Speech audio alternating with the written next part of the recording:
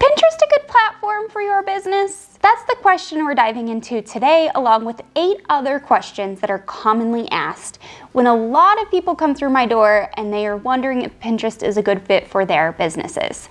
So today's Q&A style video is going to go through some of the most commonly asked things related to Pinterest marketing for various different businesses.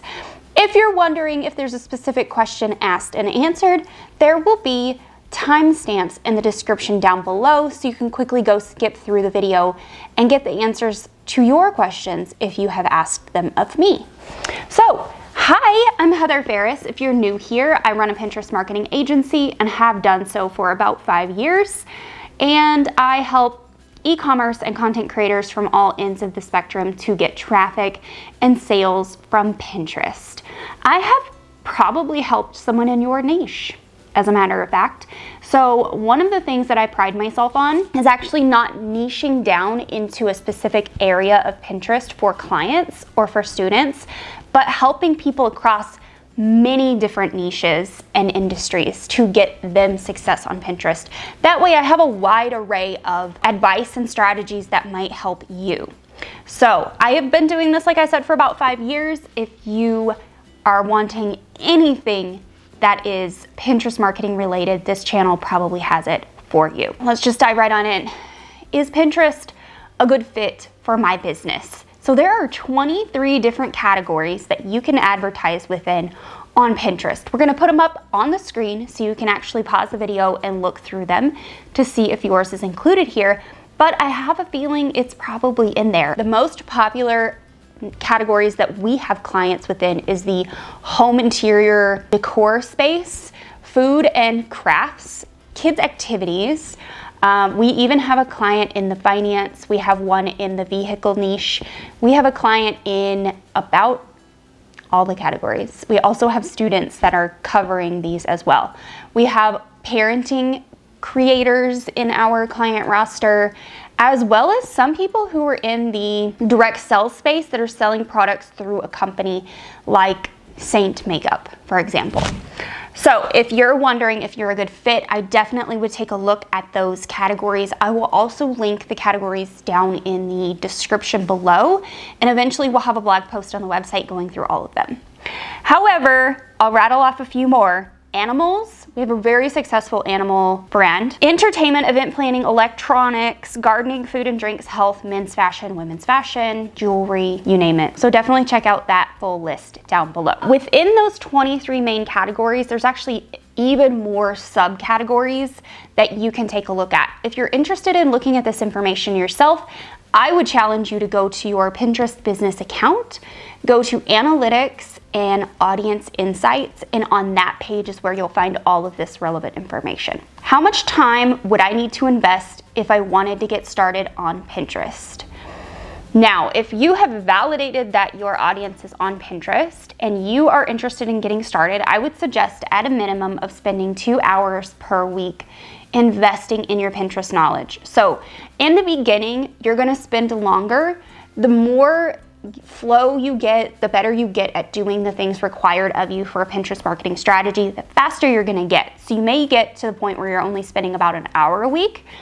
However, in the beginning, it is within the realm of possibility that you'll be spending about 2 hours per week doing keyword research, figuring out how to create images, writing pin titles and descriptions, scheduling those pins, all of the above. I would say a minimum of 2 hours per week if you're a total beginner. The next question is, I've tried Pinterest before and it didn't work.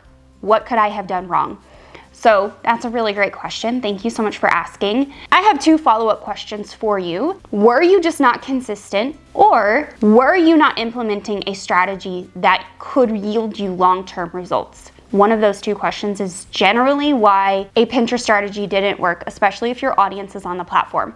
Either A, you didn't have a strategy, or B, you just didn't give it enough time. So Pinterest does take 6 to 9 months relatively to grow a long-term sustainable strategy.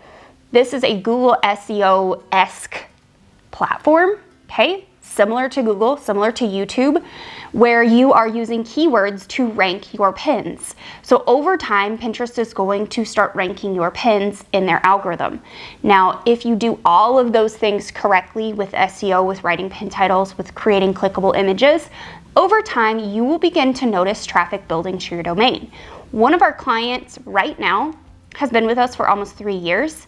In the beginning, for the first year of her existence and on our client roster, she got no traffic for like 4 months from Pinterest. We were just building audience. We were validating keywords, images, audience, all of the above.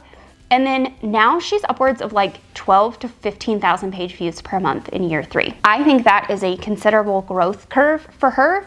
And on average, once you do start getting some growth on Pinterest and some traffic from Pinterest, our average growth for the industry, for any industry for Pinterest, and these numbers come from Pinterest, is 2 to 5% month over month, depending on your audience, depending on the time frame of the year, because we do have down months no matter what the industry. All of those things should be taken into consideration. So, really great question. Answer those 2 for me and let me know where you lie. Next question, would you recommend a different strategy for e-commerce versus a content creator? This is a really great question actually, and yes, I would. Now, I'm going to, in all of my trainings, be referring to, in all my trainings and videos on this channel, in the academy, all of the above, I'm gonna be talking about creating pins or content for Pinterest. If you're an e-commerce creator, your content is your product lineup. It's also any value-based content that you add into your store to support your products. So what I would suggest for creating an e-commerce strategy for Pinterest is to start with your current product suite, creating pins for those things, but also to be mixing in value-based content in the form of pins on the platform. That way, long term, you have questions that your audience is asking you, you're providing the value for them for that, and that will then bring them back around to buying your products, because ultimately the questions they're asking, the problems they're having can be solved by your products. So a really great example of this for an e-commerce brand that we worked with all of 2020 was a beauty brand. They created beauty products, skincare line, a full skincare line, and they would create value-based content on other platforms, including their blog, that answered questions like, how do I cure eczema? Or how do I fix rosacea? Things like that. So people are looking for things that are very specific to the products that they sell, and they are using those pain points and those questions people ask to create that content to then sell their products. So that's how our Pinterest strategy would differ if you're e-commerce rather than a content creator. All right, so if you're getting some value from this video so far, would you do me a favor and just give it a big thumbs up? Because that'll help me to reach even more people just like you on YouTube who have these same questions that you do. Thanks, friend. Okay, next question. Is Pinterest a platform that I can create content on without having to constantly show up? I think to get to the bottom of this question, to read between the lines of what this person is asking, is Pinterest like Instagram, where I have to show my face all of the time, especially with the rising interest in idea pins and showing up on video on platforms like Instagram or TikTok. Somebody thought maybe this was what they probably needed to do on Pinterest too. That's my guess. So no, you don't need to constantly show your face on Pinterest in order to be successful. In fact, that's one of the reasons why I love Pinterest so much, especially for our clients, because they can create content in the background with hair in a bun, eating popcorn, drinking cold coffee from 4 hours earlier, and they don't have to be all dolled up and pretty in front of the camera creating content. So no, you do not need to have your face present on this platform all the time in order to see the residual benefits of what this platform can do for your business. Is Pinterest too competitive for me now in 2021? Oh, excellent question. And this one actually comes from a membership member of mine that is in the academy. Pinterest is now, 11 years old, which means that there are a lot of people on the platform. However, when I last looked, which was end of 2020, maybe mid 2021, only about 28% of marketers worldwide are actually utilizing this platform. So that leaves a lot of space for you. The way that Pinterest works is that 97% of all searches are unbranded. I'm sure you've heard that term from other Pinterest marketing pros, but it's true. So people don't go to Pinterest looking for Nike or Canon, the camera I'm filming on. They go to Pinterest looking for things like Lightroom presets, a light and airy vibe, or for desert. They're not going to Pinterest looking for tiny town candles. They're going to Pinterest looking for candles for self-care, okay? So those are some examples of, yes, Pinterest is competitive, but not every industry is competitive, and you're actually quite surprisingly going to find a lot of industries where your competition is not there. One really great example is a client on our roster. She teaches nursing students how to pass their board exams, and her competition is nowhere to be found. Like, they have pins on the platform, but we dominate in that industry, and we make bank, and we get a lot of email subscribers and sales to her programs from Pinterest because her competition is just not showing up. So while any platform is going to be competitive, that doesn't mean that there isn't space for you. So I'm going to walk you through an exercise in a moment where you can go and find if your audience is active on the platform, and you can do the judgment call for yourself. Okay? All right, really great question. Thank you so much for that one. Next question is, should the changes on Pinterest that have happened keep me from getting started on this platform? The changes that somebody, probably whoever's asking this question, are referencing are the shift into idea pins and idea pin creation. In 2021 now, idea pins are huge. Going into 2022, they're going to be even more popular, and as people are accepting that this is a tool that is here to stay, that did not die a very, very slow death. That is the changes that we are probably referring to in this question, and no, I don't think that they should keep you from showing up on Pinterest. Here's why. They recently just allowed us monetization strategies in 2 different ways. There's a third coming soon for everybody, but right now, there might even be a fourth. Just depends. So let me walk you through them really quickly. Number 1 way that you can monetize idea pins is with affiliate links, including Amazon affiliate links now. Number 2 is through products. So if you're a Shopify, WooCommerce, Etsy store owner, then you can monetize your idea pins with your own products. So you can product tag. The third way that is going to be coming out soon is sponsored idea pins. So you can actually work with a sponsor and they can give you a link and you can do sponsored idea pins. They'll also be able to promote them for you if they agree to that. And then the fourth upcoming way that you may be able to make money from idea pins is actually through the Creator Fund.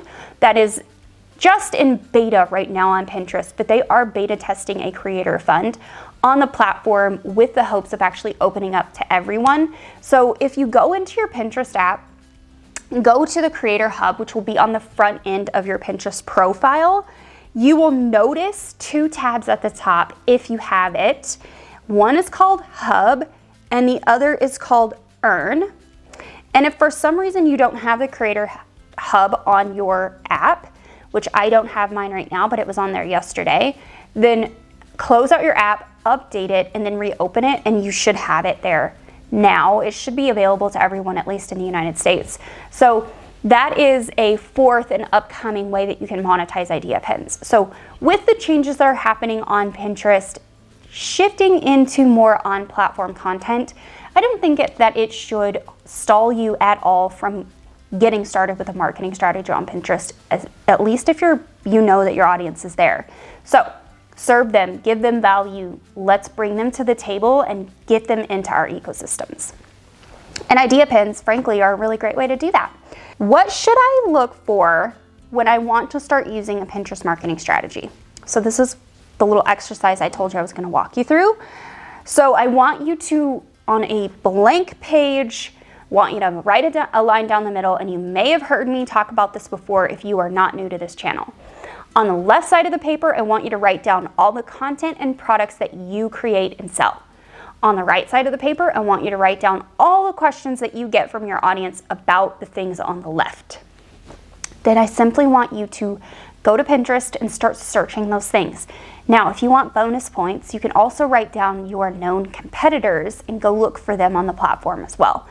If you are finding products, pins, content from anyone in your industry, in your niche, or from other people who are creating in your industry and niche, chances are you need to be there. Whether you commit the time to do so, that's up to you. That's something you need to make that decision on. But if your competition is already there, then don't sleep on it. That's my opinion.